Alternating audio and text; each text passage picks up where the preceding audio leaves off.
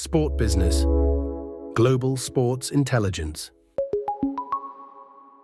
Hello, and welcome to the Sport Business Podcast. I'm Martin Ross, Editor-in-Chief, Sport Business News. It is a brave new world this week as Chief Correspondent John Rest and I helm the pod. Good to get Helm in there as we have a nod to SailGP later. We'd both, first of all, like to give a massive thanks to Catherine for hosting the pod over the last year and getting up at ungodly hours in Vancouver to do so. So she will, fear not, she will be back as a guest with her great insights and perfect Spanish pronunciation. This week, we're going to go big on slightly different sports. We're going to be looking at show jumping. We're going to be looking at flag football, cycling, and everything in between. But John, first question for you. Are you buzzing from World Cup playoff fever? Did you watch the Italy game? I did, actually. I did watch it. I really enjoyed those games. They were fantastic. And poor old Italy. A quiz, Martin. We love a quiz. So let's start the new regime off with a quiz. Who was the last Italian to score a World Cup? Man, I should put in. Oh, it's the Suarez Chomp game, isn't it? No, it was Uruguay against England. game, or did they not Apparently score in that game? It was against England, apparently. Let's go for Ambrosini. I'll give you a clue. Famous Italian cartoon. Super Mario. Speedy Gonzalez. That's a Spanish. Okay. Balotelli. Yeah, so that's how long it was. 2014. That is extraordinary. They've now missed 3 World Cups in a row. I know, we mentioned it, didn't we, last week, looking ahead, that a TV deal has been done in Italy before the World Cup with Rai and DAZN. Rai got a 12.16 million average viewers for the game. That's over 53.4% share. The peak was 12.7 million for the penalties. 66.2% market share. That's the biggest audience for an Italy game, national team game, outside of a major tournament. Absolutely extraordinary numbers and extraordinary number of disappointed fans, no doubt. Yeah, and just a sort of heads up to next week, Frank Dunn is going to be on talking about the dynamics of that deal, which are super interesting, actually, even though Italy have not qualified, and look out on Sport Business Media for that. I would love to watch. I was watching the Scotland-Ivory Coast game, actually, at the pub, and I came back, and this is where the Amazon pay-per-view thing lets it down, and I am a complete Grinch, but it was £2.49, and I got in with 2 minutes to go in extra time, and I would like to see a sliding scale of charging less and less and less. I would have paid £1 to watch the penalties, but I wasn't going to pay £2.49, so Amazon's lost that £1. I agree. What they should have done, I think, for these games is a kind of one buy-in, and they maybe make it a bit more, £6 or something, and get all the games. Because you had the Denmark-Czech Republic game that went to penalties. You had Sweden scoring in the last minute. It was fantastic. But looking at a piece on Calcio Finanza earlier, and they were talking about the financial impact of it, and actually the Italian FA had budgeted for not qualifying for the World Cup, which is a sensible thing. So they're expecting a loss of, I think, €6.5 billion. The Danish FA were talking about missing out on about $10.5 million, so a similar amount from the FIFA payment. So, absolutely extraordinary. I've only seen the clips. It was all going off in Zenica. I mean, I don't know if you've seen the clips of the pyro from the high-rise flats around the ground. Yeah. They were shooting fireworks up into the skies. There's an AstraZeneca pun in there somewhere, but I'm not going to go for it. Not just there, though, Martin. I mean, I think, as an England fan, you've got to take it for granted to qualify. And obviously, you had that great night at Hamden in November. If you look at the scenes in Zenica and Sarajevo, Baghdad, Kinshasa last night or this morning, the president of DR Congo was seen kind of on an open-top car driving through the streets of Kinshasa while fans were kind of chasing and cheering. It was fantastic. Like, that's what the World Cup's about. So for all the bad FIFA stuff, there's some great stories there. And hats off to anybody who stayed up in the UK for Iraq-Bolivia on DAZN/FIFA Plus, 4 a.m. So students, unemployed, gambling addicts, insomniacs, or a mixture of any of the above. And just with an added quiz for you, John, Bolivia haven't qualified. The last time they qualified was when for a World Cup? That was 94, right? It was. They played in the opening match against Germany. And who missed a penalty kick on the opening day? Lothar Matthäus. No, Diana Ross. Oh. In the opening ceremony. And apologies to Lewis Wiltshire of IMG. I know Lewis is very vocal on that. He hates anybody who ever mentions that because he's a big, big Diana Ross fan. So I say that with all knowledge of how good Diana Ross was, Lewis. You may be listening. Fair enough. So, on to the serious business with In the Newsroom. John, hot off your New York trip, there was some news announced this week about an investment in flag football. What can you tell us? Yeah. I mean, a who's who of investors, actually. So this is a story that had been kind of primed since December when the NFL announced they were going to launch a pro flag football league. Now, this is obviously largely off the back of the flag football going to debut at the LA Olympic Games in 2028. It's become a huge grassroots participation sport in the US for obvious reasons, which is it's safe to play. And, there's a lot of issues with American football being super dangerous, contact football especially. And they play a little bit of tag when they're younger, but you don't actually play, full combat until you're kind of early mid-teens. So flag football's kind of become the go-to sport for boys and girls. And now the NFL are getting in on it and they've launched this, or they're going to be launching a pro flag league. So back in December, 32 Equity, which is the league's investment vehicle, if you like, announced they were going to set this up with $32 million of investment. They were looking for a partner. They've now selected is it Tomorrow Sports, Martin? How do you pronounce it? TMRW? I think they say Tomorrow Sports. Okay. So this is the sports tech firm that people will know from the TGL Golf League, the indoor golf league that's been going for a couple of years and has been relatively successful, I'd say, at kind of revamping golf in a way. We don't know if they're making any money yet. I'd be very surprised if they are. But it's gathered attention. There's a women's edition coming soon as well. So I was intrigued to see this and intrigued to see that NFL is increasingly becoming the public face for flag football. When initially, especially around the Olympics bids to get involved as a sport, it was all about IFAF, the International Federation of American Football. But the NFL, as you'd expect, are the money behind the thing. I mean, I wrote back towards the end of last year just how much the NFL were funding the whole program. I think the 2024 revenue was at 1.26 million euros, IFAF, of which NFL was over 950,000. So what we don't know is if they're going to benefit from this league or if it's very much the NFL and the investors and then Tomorrow Sports as well that will do. Don't know yet, but it'll be interesting to see how it takes off. Is there a big appetite for it, John, do you think? Well, if you look at the investors there, they obviously, these guys aren't stupid.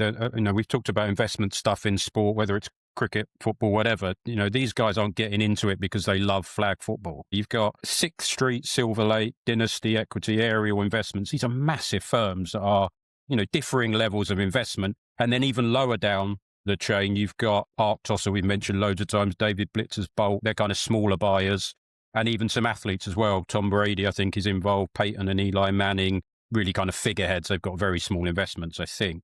But there is a big demand for this. I think there's a very separate story to be had around the IFAF side of it and whether this is a long-term Olympic sport, the way that these Olympic sports can dip in and out. Will they receive any financial benefit from this? Potentially from kind of a participation level, but I'm not sure. This is a big kind of capital play, really, from the NFL's point of view. They're going to have franchises. We don't really know how this is going to look. We think it's going to launch before the Olympics. That would make sense in terms of kind of driving interest in that. And it's not just this kind of professional league. What you're seeing now in the US is the colleges, universities are now putting together dedicated flag football programs, mainly involved on the women's side, obviously, because the men's is such a strong kind of gridiron program anyway. But you're seeing a lot of funding going into developing this as a legitimate kind of sport at universities.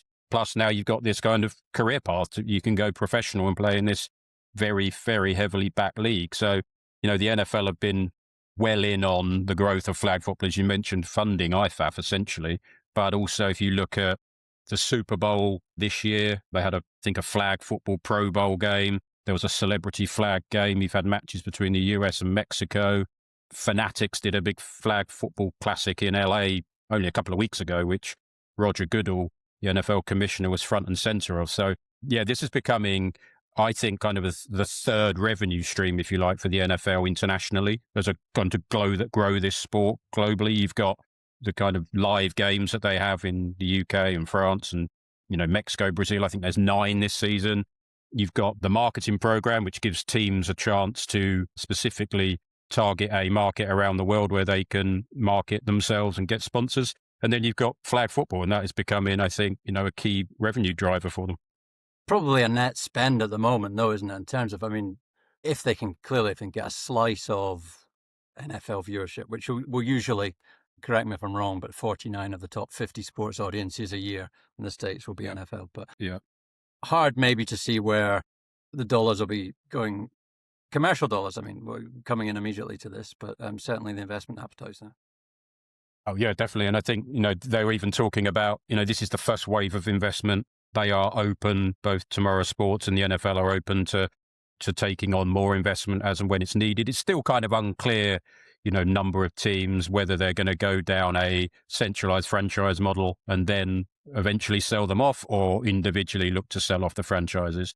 You would have thought it would be more of a centralized model and eventually sell them off. Therefore, the early investors will get a return within the next few years. But yeah, the commercial model of this is all unknown at the moment, I guess, as is the timeline of launching it. But you'd expect it's going to be in the next few years.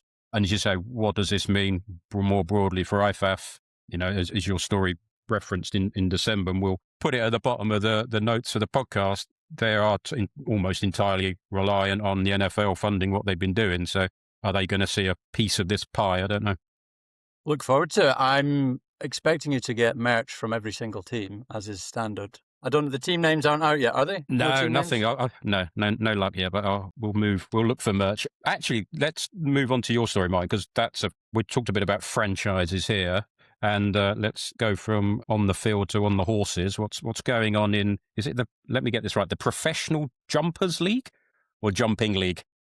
The PJL, Professional Jumping League, yeah. Let's get equine, not something we hear every day at Sport Business. We've picked this. People think show jumping, that's another world, that's not for me. It's a really relevant case of a disruptor versus kind of an established IP property. There's elements of SailGP here, there's elements of Live Golf. We have a big investor for the news this week, Frank McCourt, owner of Marseille, former owner of the Dodgers, I believe. And some core execs from our industry are involved in this. It's quite a telling tale, actually, of where a property can go. Just to give you the top line overview, this is a league that is launching next year. It is a direct challenge to the Global Champions Tour / Global Champions League, which is the established kind of show jumping series every year. They've come in with the carrot. Do you like it, carrot, John? No, that's not your worst. Keep going. Carrots is donkeys, isn't it? Carrot of $100 million of prize money a season. Certainly 100 million in the first year, but also 300 million over the first 3 years, which is intentional to try and sell franchises straight away. So, the top and bottom of it is it will be a 16-team season, 14 cities, Europe, Middle East, North America. We don't know where yet. They promised 250 of the world's leading riders. They're targeting the top 20 first, and there's some big names. I'm sure you'll know all the names, John, but Scott Brash and Laura Kraut, who are actually two very big names in show jumping, have got behind it. They say that it's one of the most significantly untapped commercial opportunities in global sport. So we'll see. The names that they've signed up they've also got a documentary with Box to Box, who are very famous. Who hasn't? Exactly. So, listeners will know some of the names that have signed up, and kudos to the LinkedIn and comms strategy around this, because they all came out in force earlier this week with kind of pre-prepared statements about what they were joining and the links and what it was. It was all very well organized. Nick von Dutchingham is probably the most famous. He'll be Chief Commercial Officer. He was at One Football and Sport 5.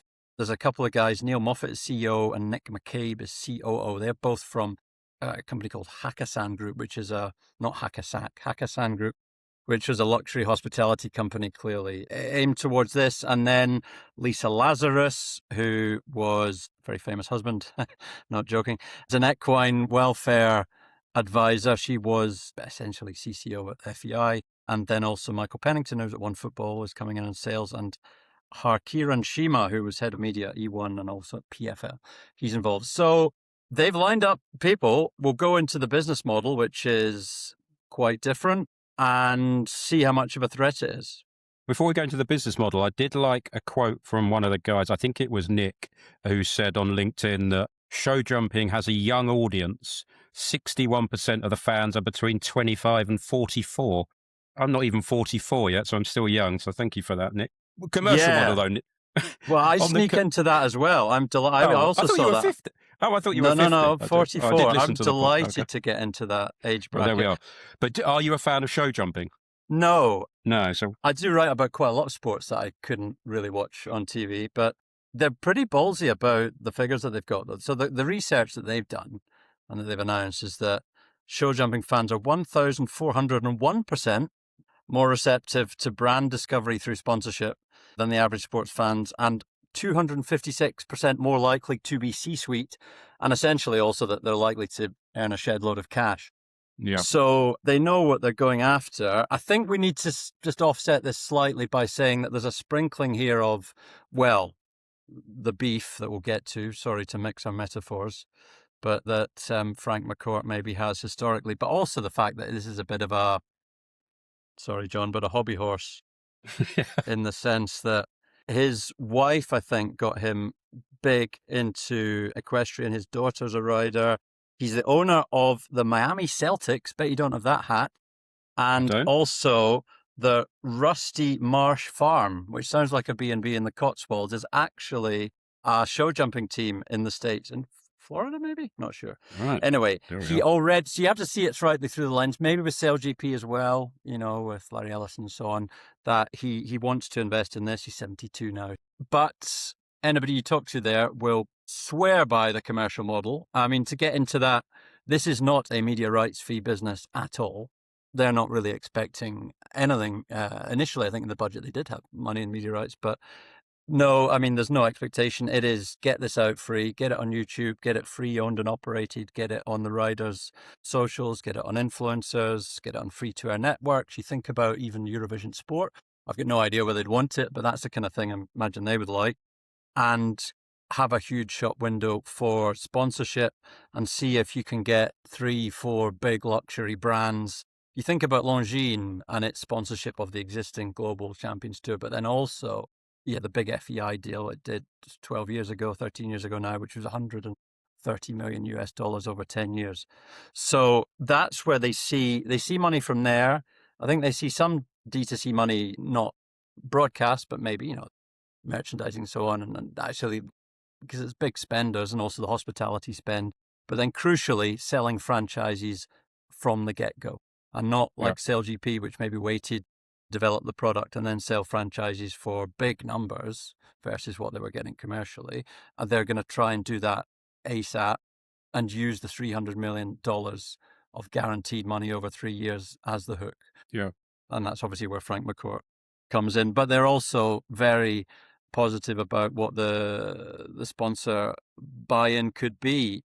You've got to be maybe slightly skeptical if the two properties and, existing Global Champions Tour will continue to coexist with this. If there's not, are there enough eyeballs to commercially support one, never mind two? They'll say yes. Depends how big the eyeballs get, and then how big the sponsor checks get. But it's not a sport that anecdotally people go rushing to watch. It's very much kind of segmented as for audience. Yeah, I think you can see the type of sponsors they're going to go for, right? It will be very much like SailGP have done. You'll have a timekeeper. You mentioned Longines. You'll have a logistics company. You'll have an airline partner. Ideally, it's just whether they'll be willing to put up the money that the PJL are going to want. Martin, you mentioned obviously the Global Champions Tour as where this sport has been before. McCourt was kind of heavily involved in that, right? And it didn't end great? Yeah, I was. I agree with you on sponsorship, by the way. I'm not expecting a Tops Tiles or a Paddy Power. But we know exactly what this is going to be, really. Yeah, there's a bit of a backstory here in terms of Frank McCourt took a 50% stake in Global Champions Tour in 2014 in a deal with Jan Tops. Jan Tops, ring any bells, John? Jan Tops? Sounds like a Dutch player from the last time Italy played in a World Cup. So I'll give you two options. He either won a gold for the Netherlands in the 1992 equestrian, or he created Top Trumps. Oh, given the subject matter, I'll go the former.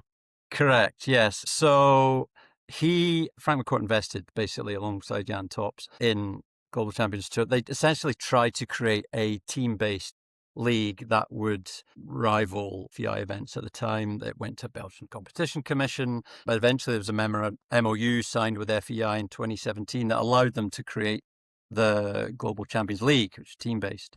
He then sold up in 2020 to Tenor for 169 million euros, lots of tenors. That was actually founded by Lars Windhorst, who was an investor in Hertha Berlin. Yeah, I remember. I don't think that ended very well either. No. So Tenor, I believe, and Topps now still own Global Champions Tour, to which the PJL is a massive threat. The beef is, well, around horse trading, essentially, and actual horse trading. We talk about horse trading a lot at work. I actually mean the trading of horses, in the sense that I think some behind PJL may feel that established series have used it as a platform to do just that. So it's been maybe used as a shop window to sell horses. I think PJL will look to shy away from that. Not a world I don't have many horses, I must say. Single figures number of horses, I would say, around here. But where it's going to sit, I mean, it's going to be fascinating because they're now going to go up against each other in the calendar. If you asked PJL, imagine, they would say, we're creating a narrative, a proper calendar. And if you maybe equate it to tennis, they would see themselves as ATP Tour, but yet there's the Grand Slams of show jumping that they will stick by. There is the League of Nations FEI event, which they would, honour and not want to rival. They are looking to try and get a deal done with the FEI. They're not looking to be a complete breakaway here in that sense. They're talking to the FEI. I think the FEI it's congresses, which are twice a year, they can approve new leagues. So look out for that. They will need that in order to get sanctioned, and they will want to do that. At that point, it really becomes the big threat to GCL. They're going to try and establish themselves as this platform throughout the year. On the Global Champions Tour side, they still see themselves, and we've written a bit about this, and we'll put a couple of the links in the notes underneath, but they see themselves as an elite lifestyle platform that is constantly innovating. There was, I'm sure you didn't miss this, but there was a equine influencer showed one of the events last month. She's called This Esme. So they've been trying to pivot over the last few years from like an events business, hospitality, kind of people going to watch show jumping, to D2C. They worked with WePlay. They worked with Two Circles. They have an OTT. It costs 180 euros a year. So it shows you the kind of spending we've got here. They did a deal with DAZN just last year for GCTV for them to essentially, they may look to carry it, and so on. And they've also worked with Sport5. So they're very much entrenched in that area, but they are under threat here. And the model is most akin to SailGP, I would say. That's how they see themselves. Keep an eye out. 2027 is when it launches. They've got a first few years of security in terms of the money up front for prize money. Let's see if they can make a fist of it. It will live and die by its big sponsorship deals. Yeah, I don't think this is even a story necessarily about show jumping, is it? I think it's a wider thing about kind of challenger brands coming in to, I mean, you could argue that the GCL itself is not a fully established kind of property anyway, but we've seen it with the kind of largest scale with something like Live, and how long can these events coexist? So, let's keep an eye on it and see who has the most stable revenues in the next few years. Good pun. I like it. And we're going to swap 4 legs for 2 wheels. We'll be back in a minute with Ben Cronin. From private equity to global media and US college sports, unlock the most trusted data and insights in our reports. Explore more at sportbusiness.com. Hello and welcome back to the Sport Business Podcast, where we're now joined by Ben Cronin, editor of Sport Business Sponsorship. How's things, Ben? Good, thanks, John. Yeah, how are you? Yeah, we're very well. We were just talking earlier about the World Cup playoffs. Yes, I'm curious, Ben, as a man who obviously lives in England, a lot of heritage in Wales, with an Irish name, with a wife who has a French name, I believe. No, Irish name. I thought it was Marie. Yeah, Deary. Oh, well, there we go. Could be French. Did you get excited about on a night that Ireland, Wales, Northern Ireland, they're all vying, as they were a few days ago, to get into the World Cup? Are you looking out for the England-Japan result, or are you just keeping an eye on what Liverpool players do? It's complicated for me because I went to university in France, so I have this sort of strange affinity for the French. Rugby, I support the Irish, But because they did qualify a fair bit in the 90s, but I've always sort of gravitated towards England in the football because they give you a run for your money in a big tournament. But yeah, it's very complicated. And I was paying attention to Germany last night. I read about this anyway. I didn't actually watch it, but I heard Florian Wirtz had an absolute worldie for Germany, which is a bit upsetting as a Liverpool fan because, he's not quite strutting his stuff for Liverpool yet. Well, I'm going to pick you. I think that was Monday night against Ghana. Was it? Okay. But, there we go. Yeah. You didn't watch. And what I'm going to deduce from that is you liked Ireland in the 90s because they had lots of Liverpool players, and you now like England because they have lots of Liverpool players. That's it. Yeah. Okay. Yeah. It was Scotland. Scotland had a big number of Liverpool players in the 90s. Yeah. Absolutely. Hudson, Steve Nicol, people like that. Anyway, we're going to move on to all things cycling and AI. We are, yeah. Ben, you wrote a story this week about a new sponsor for the Team Visma Lisa bike. Now, I know nothing about cycling, but I have heard of this team. They're a Dutch cycling team. I have absolutely no idea, and this is very much throwing a light on my ignorance. What is or who is Mistral? Mistral, yeah. It's a very evocative name. It sort of conjures up images of wind. Holidays wind, and holidays in the south of France. I think that's deliberate on their part because they've kind of positioned themselves as a kind of counterpoint to the big US tech firms. They were founded in 2023, so they're a relatively young company, and they've been described as Europe's biggest AI startup. And as is the way with a lot of these things, they kind of emerged out of differences of opinion about the best way to go for the industry. They were founded by three guys. There's a guy who used to be a researcher at Google DeepMind. And then there were a further two guys who came from Meta. And as I say, they've almost kind of positioned themselves as this kind of counterpoint to those big US firms. So they pride themselves on transparency and open source models. And I actually have a bit of background reading on that, but that's basically sort of making it obvious, how they're sort of doing their calculations and their parameters, and they release those to everyone so that they can actually fine tune their models. I was going to say nationality is getting quite important in this kind of AI tech arms race. People in Europe are getting very worried about data sovereignty. Are you just, giving your data up to train these models and sort of sowing the seeds of your own demise as you're doing so? And I understand that they've had some success in attracting private investment. I think they've attracted 3 billion in funding in just the 3 years that they've been going. And they were valued at 13.8 billion last year. So not to be sniffed at. It's obviously a hot category in sport at the moment. A lot of those brands are gravitating to F1, but this deal was interesting for me because it's a bit of a departure from that. They haven't gone down that route. They've gone down the cycling route. Yeah, talk to me about why. Obviously AI is such a broad sector in a way, so it depends which bit of AI. I can see the crossovers between performance analytics and AI in cycling for sure, but cycling and big AI firms is maybe something we've not seen a lot of. So what do you think? Why did this happen? Why did the deal come about? I think so. It helps. I think that they're a French company, and that bit about positioning themselves as a European company, I think that's important. And cycling is a classically European property, very big in its domestic market of France, but also Germany, Denmark, Benelux, those sort of regions. It also has the advantage of being uncluttered. As I said, a lot of these brands are piling into F1, using it to sort of tell a story about processing, huge amounts of data, but they also have data in cycling. They talk about cyclists' sort of watt output and cadence and all that kind of thing. It also happens that they had some investment from a Dutch semiconductor business, which bought an 11% stake in Mistral. So sponsoring a Dutch cycling team seems like a nice alignment for them. And I spoke to the CCO of the team, a guy called Jasper Sijs, and he said that there's also a kind of affinity between the fact that they're kind of seen as a cycling team that punches above its weight. It kind of uses data cleverly. Mistral is trying to position itself in that respect as well. They to see themselves as a sort of, punchy underdog compared to companies like OpenAI. There's also, a side note, I've heard the chief executive is a cycling fan, which always helps. So yeah, there's a number of factors in it, and I think a lot of it is about clean air, just brand positioning as well, that European positioning. Was the Dutch semiconductor Andre Rieu? That's a very highbrow gag. Well, Or maybe half an Andre Rieu. No, John is about to ask you about...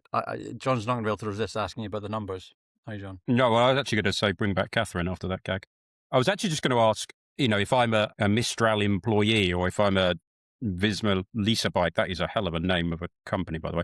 Where am I going to see my asset? Where am I going to... What kind of branding have they got? How are they going to activate this deal, do you think?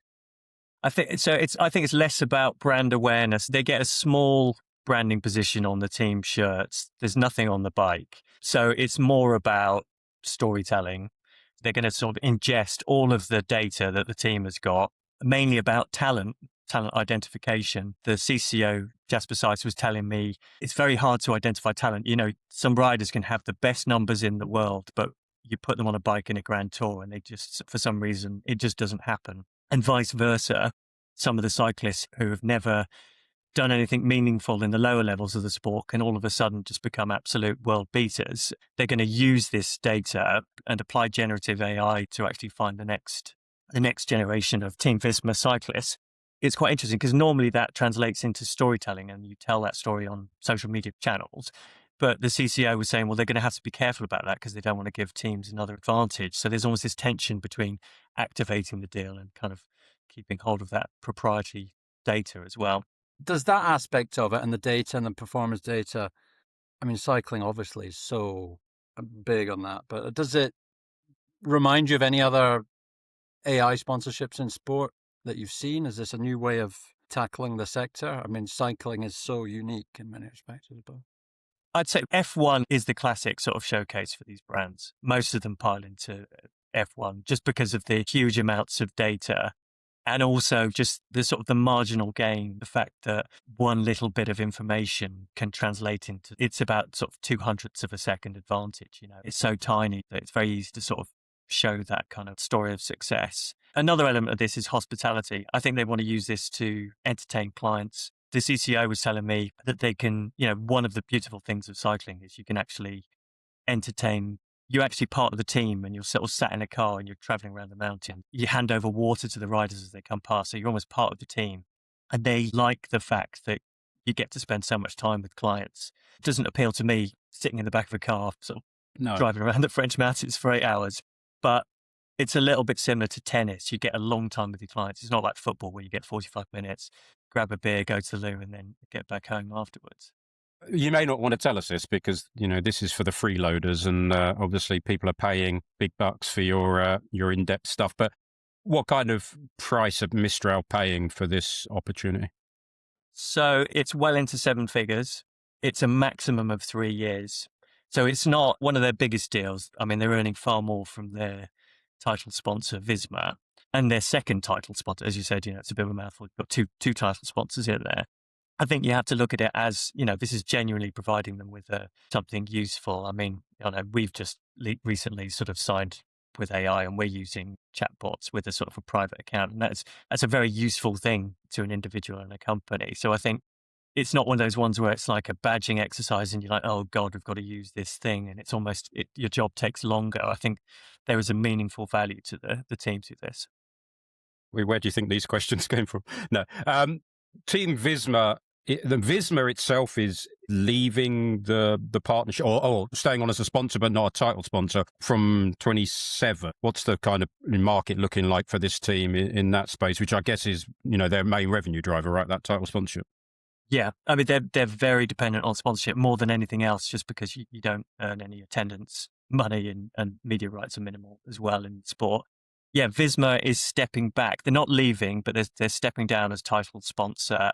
There's an irony to that because they were planning a big IPO and they've actually been impacted by the fact that there are concerns and investors are beginning to worry about what's going to happen to these software companies and that AI is going to come and eat their lunch. So it's kind of ironic. They bought in this AI sponsor at the same time as their lead title sponsors actually have to step back. I think it's because Visma is paying about 16 to 18 million euros per annum at the moment. And I've heard that the team are in the market for 25 million from their next title deal.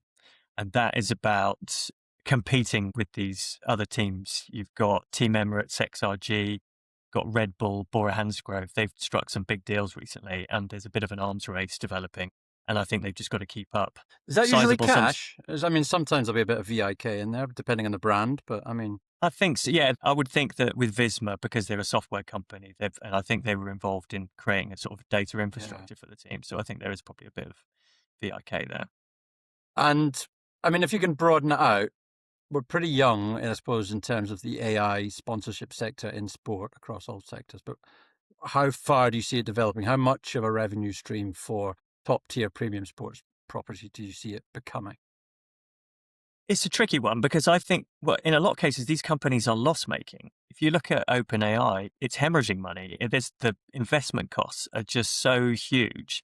Buying chips, investing in data center, they're losing money hand over fist, but they're also attracting all of this private investment money because of all of the excitement about the sector. And I think sport is benefiting from that at the moment through these private funding rounds. But whether it's sustainable is an interesting question. I remember speaking to someone recently at an agency and they were saying, well, there's going to probably be a shakedown at some point and there's going to be some consolidation. There's going to be a few companies left standing. Not all of them are going to succeed. Some of them are, the confidence is going to run out and they're going to stop attracting that private money. There might be some IPOs and maybe they won't fare so well on the stock markets. I mean, we just don't know at this stage. It's too early to say.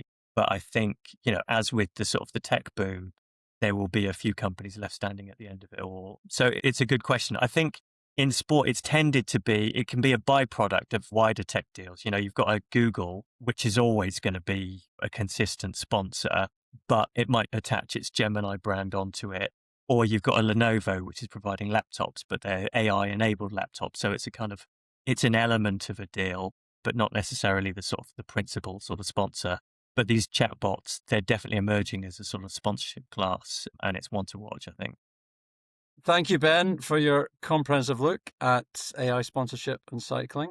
Much more impressive than your lack of ability to watch international football, but we can forgive you that because you were preparing your next story, I'm sure. We will be back shortly, and John's going to bring you some punchy numbers and a bit of a look forward to what the NBA is doing. Stay ahead in the business of sport with trusted news, data, and analysis across media rights, sponsorship, and more. Explore our subscription options at sportbusiness.com. John, we are back with I was going to say the slightly less serious bit, but you have some insight on big ticket NBA and Europe, which everybody's been talking about, but enlighten us with what you're looking ahead to there.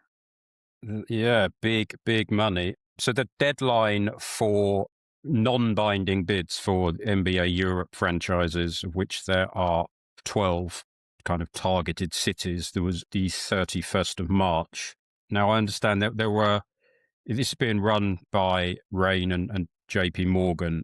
I understand there were around 120 expressions of interest during this phase. How many of them have actually got through to even a non-binding bid, we're unsure, but it is in the multiple dozens. So now what the NBA have got to do is wade through these non-binding bids. Now, non-binding means you're not committed to paying that price, but you put down a number that you think this is worth. It's a starting point.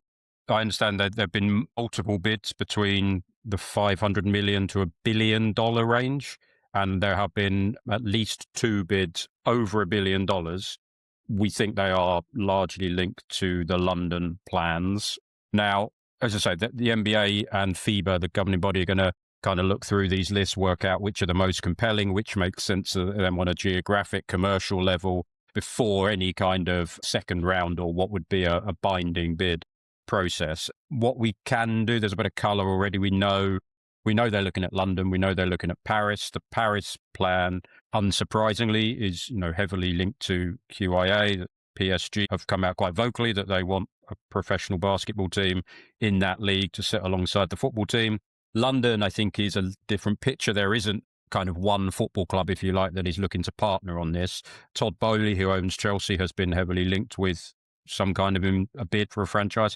The Saudi PIF is also known to have kind of come up with a plan to have a professional basketball team in London. This is the market that the NBA see there being, real commercial relevance. Milan is another one. Redbird, the private equity firm, own AC Milan. They've also Now they're kind of developing the San Siro area. Redbird bought a piece of land some time ago on the outskirts of Milan that at the moment sits empty. The plan would be that they'd build a basketball venue on that now. You've got Madrid and Barcelona in Spain. That looks like it would probably be linked to the existing basketball teams there that themselves are linked to the football clubs. So you've got a real mix of existing EuroLeague teams, essentially, football clubs, and then just totally new buyers if you look at what PIF would be proposing. So, kind of very interesting to see how that develops over the next few months and how they whittle that shortlist down. We think the 12 target cities are kind of known. We know the countries anyway. It's, the big 5 plus markets in Europe. So Germany, England, Spain, France, Italy, and then a couple of other kind of more basketball hotbeds. Yeah, how that plays out. I mean, the people I spoke to in New York a couple of weeks ago said it's not, it could be feasible that it's 2 teams in London. It doesn't have to be a London and Manchester or a London and Birmingham. It really just depends on those bids. And then the auction side of it's going to be interesting. They're going to sell them off a bit like they did with 100 in the cricket, with the ECB. They'll sell off one at a time. So you will have investors that are just desperate to get involved in this who might miss out on maybe the London franchise goes first and they'll bid for, a Munich franchise or whatever it is. So yeah, it's going to be really interesting to see how this plays out over the next couple of months. But one thing's for sure, there is a hell of a lot of money going to be coming into the NBA. Notable how skewed it is towards major global cities and obviously big football clubs. I mean, when I think European basketball, I kind of think, I think Greece or I think Serbia. But as the hotbeds, in terms of how passionate the fans are and, not the biggest financial markets, but it would be a shame if those were to be left in the table.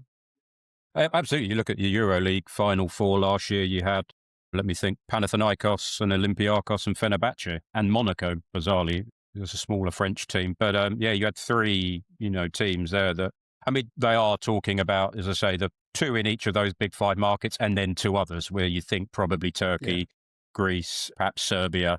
But yeah, Balkans, they love the basketball in the Balkans. They do, yeah. And their fans are, and the Baltics, both.